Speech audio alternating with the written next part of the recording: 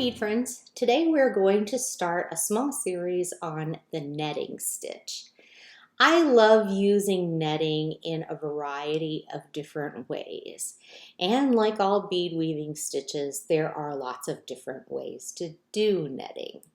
If you have only ever strung beads before and you're looking to get into bead weaving, netting is a really nice stitch to start with because it works up relatively quickly. You're adding multiple beads at a time, and you can make it as simple or as embellished as you want. In fact, a lot of pieces use netting as the base layer for a bracelet or a big collar necklace. They have a netting structure underneath, and then they're adding the heavier pieces on top.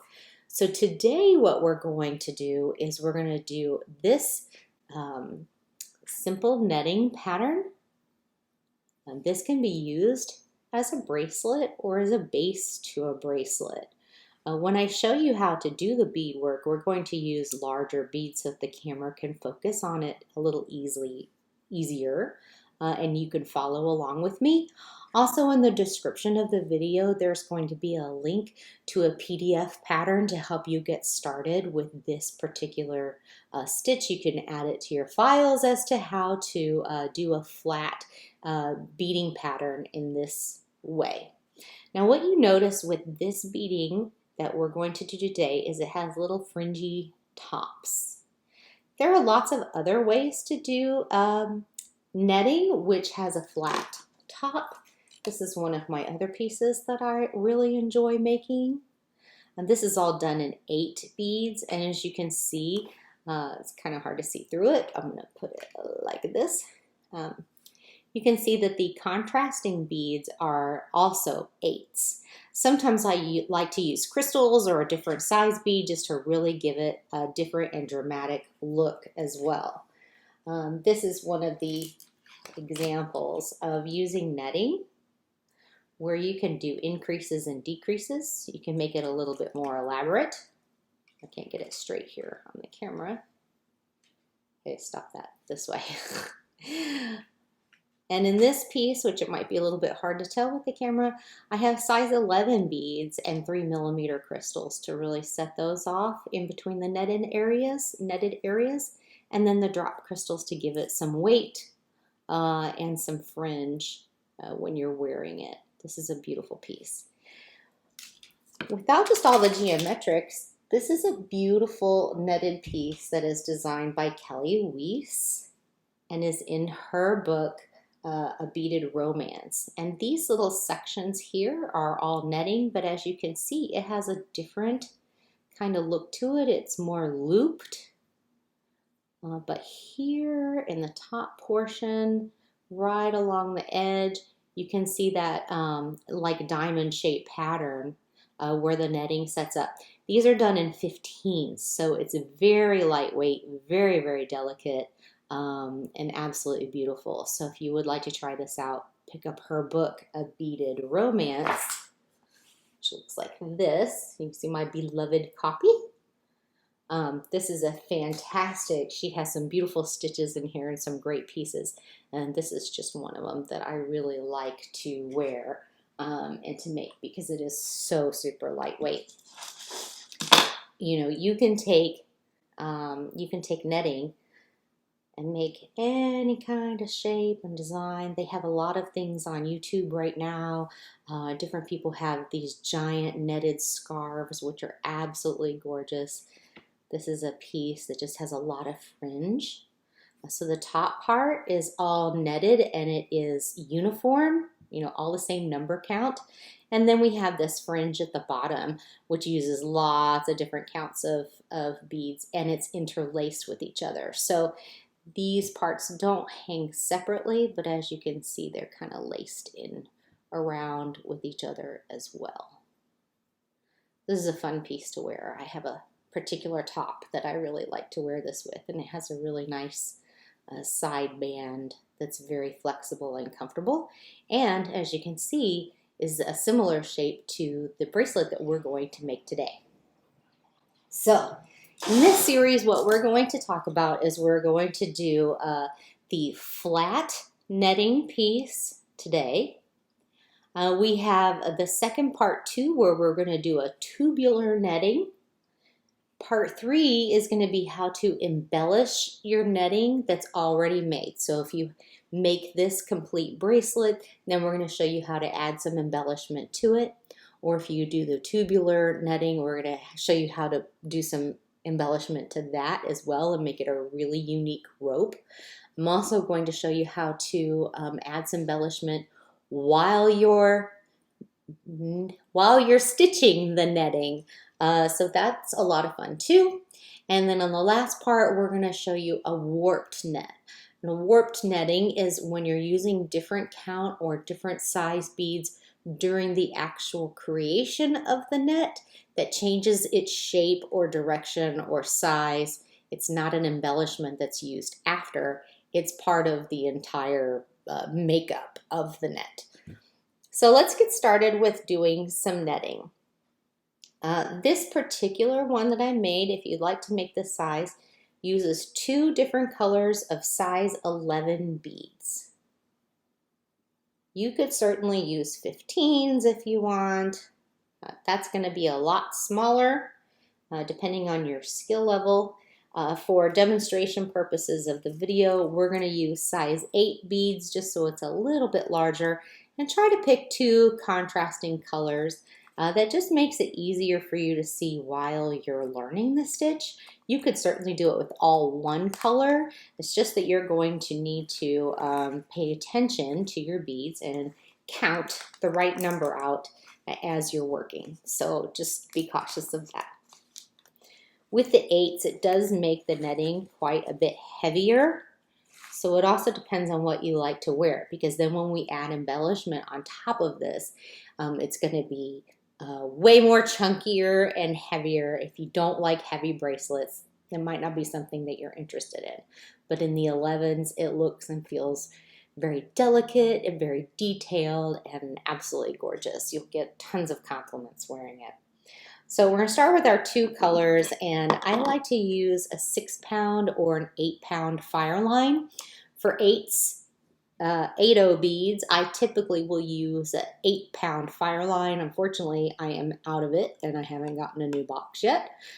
So we're going to use 6. If you're using 11s or 15s, then I would also recommend using a 6.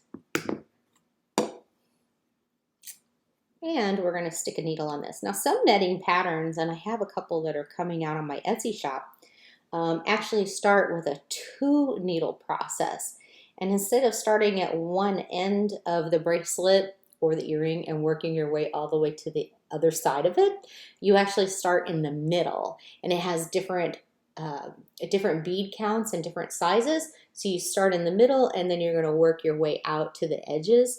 If you're up for a challenge or you like using 2 needles, take a look at that in the Etsy shop. It'll be up in a couple of weeks.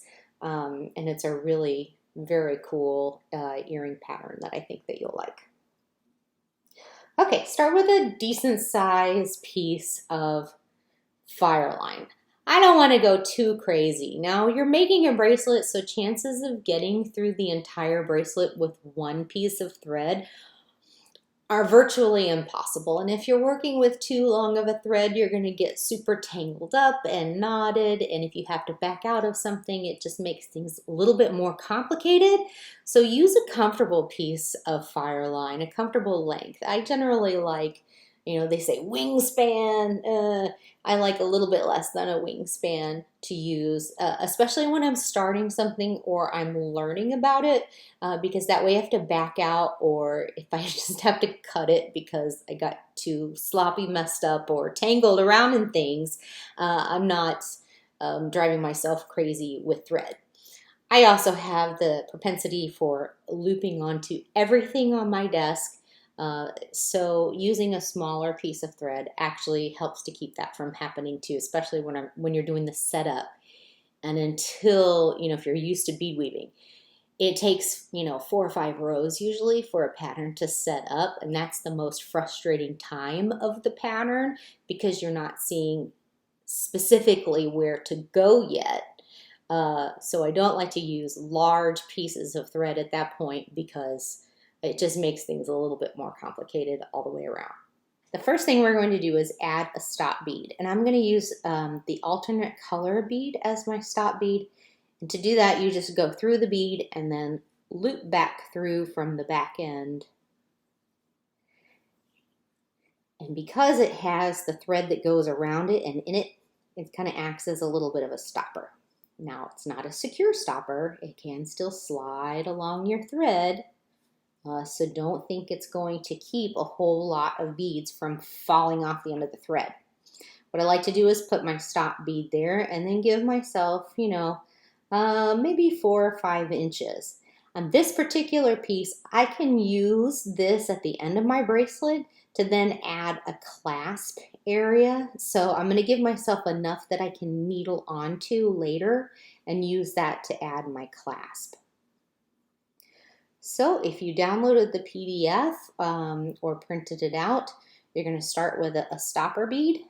Then you're going to add 2 of your main color beads, a contrast, 2 main color, a contrast, and you're going to do that until you have 4 of the contrast beads added. So, as you can see here, I've got 2 contrast, 2 contrast, 2 contrast, blah, all the way to the end, right? Okay, slide that down. Okay, now I'm going to come down this side back to this original contrasting bead, and I want to go past it. But from my model, I can tell I want these little points to be the same color as my contrast bead. So I'm going to add a contrast bead, and I'm going to go back down through the contrast bead that I have at the end of that last row that I just added. And it just kind of stops it in place there. It's going, the contrast bead from the net is going to sit like this, and the other bead is going to sit sideways on top of it. Okay. Now, the mantra I want to use for adding beads to my piece is going to be, every time I have 2 seed beads, and then I'm going to have a contrast bead. And my contrast bead, I'm going to think add, share, because the first thing I'm going to do is add a contrast, and the next thing I'm going to do is share a contrast. So I added where this one's going to line up. I'm going to share this one. So I am actually on the 3rd contrast bead if you were to count from the bottom where we just turned around. Okay, and as you can see, I have like a little loop kind of looking thing and the straight line where I'm still going. Okay, now I'm going to do it again. I'm going to do 2 seed beads, add, 2 seed beads, share. And I end up sharing that contrast bead that is my stopper bead. And I pull through. Now it looks like I have only 2 loops and a little pointy bit at the bottom. Now for this pattern to work out, I need to go a little bit longer on this side. So I'm just going to add 2 seed beads, and then I'm going to needle on 2 contrast beads and pull those through. Sorry about that. Okay. This is going to be the top edge of the bracelet. So that second contrast bead is actually going to be the point on this end. And to make it the point, I'm going to needle straight back down into the first one I added on that last stitch, the first contrast bead. So now I have something that looks like that. Okay, clear as mud, right? We're gonna have it make sense for you in just a moment. Always the setup is the hardest. So stick with me and we're gonna get this to work out in the right direction. Now, I want 2 beads. I need an add, then 2 seed beads, and I'm going to share. I'm going to share this contrast bead. Pull through. All right, do it again. 2 seed beads, add 2 seed beads, and I'm going to share this contrast bead. Now, when I pull through, I can see I am back down towards this point, right? So all I need is 2 seed beads and 2 contrast beads. That second contrast bead is my point, right? So I'm kind of going to ignore him and I'm going to come back through that first contrast bead that I just added to do the turnaround. Now I'm coming back up into this direction. See that? Okay, let's get a couple more rows. It's all very repetitive from here. 2 seed beads, add, 2 seed beads, share. This contrast bead already has 2 threads going through it. You see how this side is going through him and this side. This one only has 1, so I know that he's the guy I'm going to share. So I'm going to go through him, right? And see how they line up? All your contrast beads will line up in a row. So now I'm going to add 2 seed beads and 2 seed beads I'm going to add, and then 2 seed beads I'm going to share. Again, this guy's sticking out and he only has 1 thread going through him. So I know he's the person I'm going to share, not the person, but he's the bead I'm going to share. And when I pull through him, I start getting the netting shape. I think I'm only 3 rows in and I'm starting to get the shape. That's totally awesome for bead weaving. So, so I'm all lined up. Now I'm at this particular point, so I'm going to add 2 seed beads and 2 contrast beads. And I know I'm going to ignore that one at the very top. I'm going to use him as a point, and I'm going to come through, back down through that very first one that I just added, very first contrast bead. Now, sometimes you end up where it's hard to pull your threads and you've got this little gap thing going. That's okay. Just hold on to your point bead and pull everyone down. And when you do the next stitch, it'll help even further. So I'm going to make 2 seed beads and add 2 seed beads and a share. Bloop. Look at that. Okay. See, these guys are starting to line up. Same thing, 2 seed beads, add 2 seed beads, share. And I'm going to share this guy who's poking out down here. Whoop. You just want to grab the contrast bead. Okay, and see how these are starting to bow out? That's perfect. That's exactly what you want. As you continue through, it's going to continue to create that shape and give you the like lattice work or the lattice kind of look that netting creates. And that's what I think is really, really pretty. I like the negative space between beads, the open ends, because then when we fill them in later with some embellishment, it looks really, really beautiful.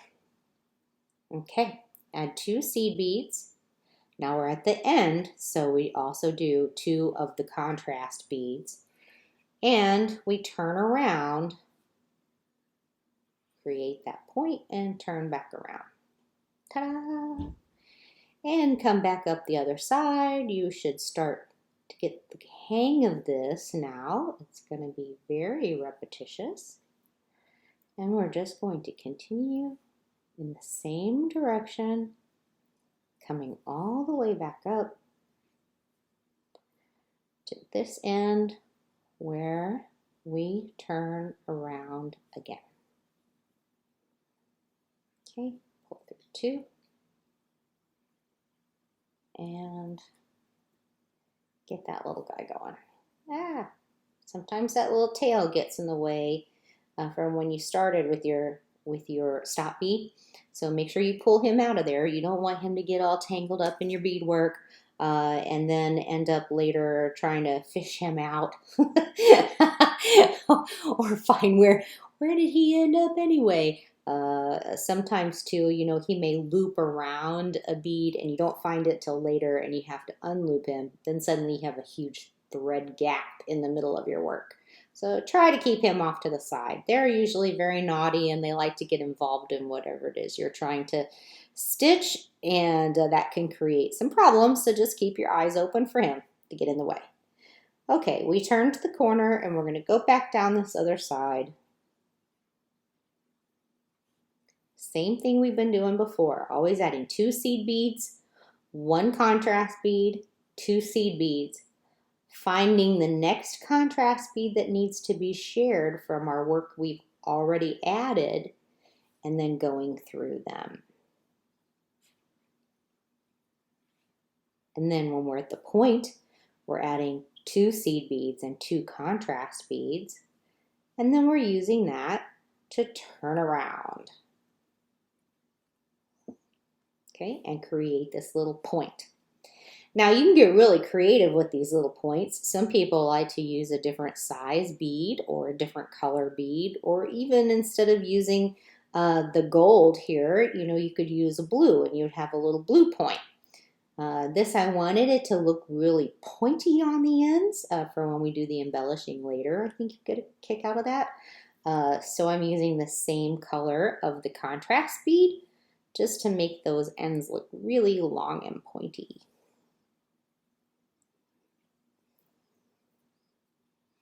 If you know what a picot is, you could even do a picot of 15s. That would look really cute on top of there too. Oh, get that tail out of the way. See, he's naughty, I told you.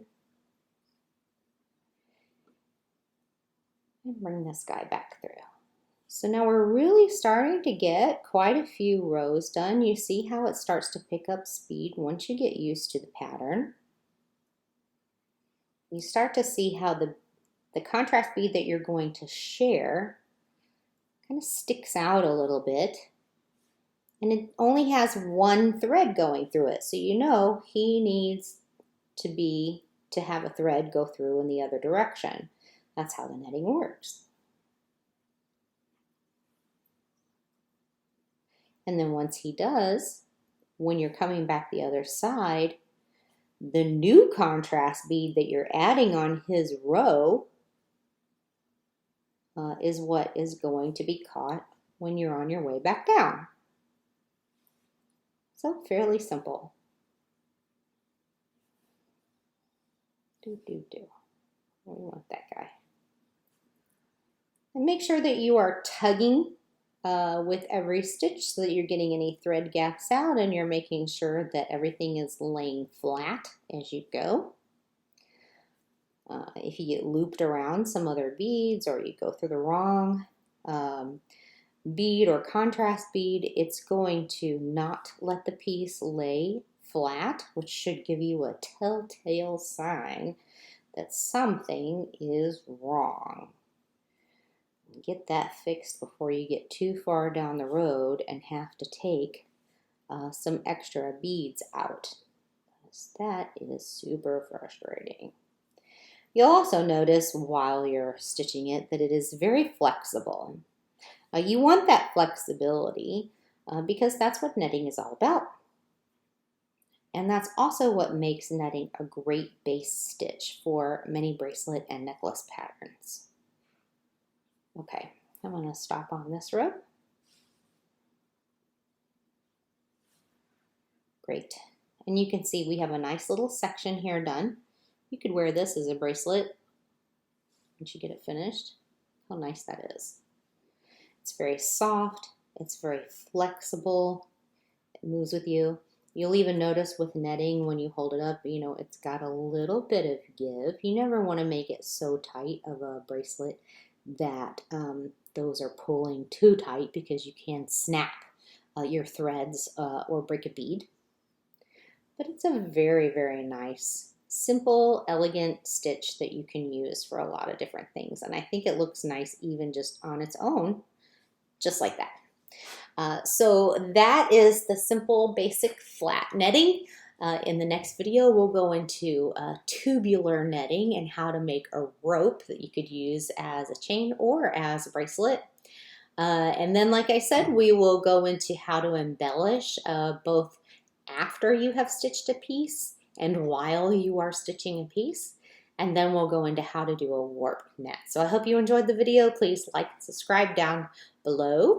We also have Archimedes Facebook and a group called Bead Buddies. If you are looking for other people who like to bead and maybe be in your area, share ideas, look at things, ask for suggestions or questions, or I'm stuck, how do I do this?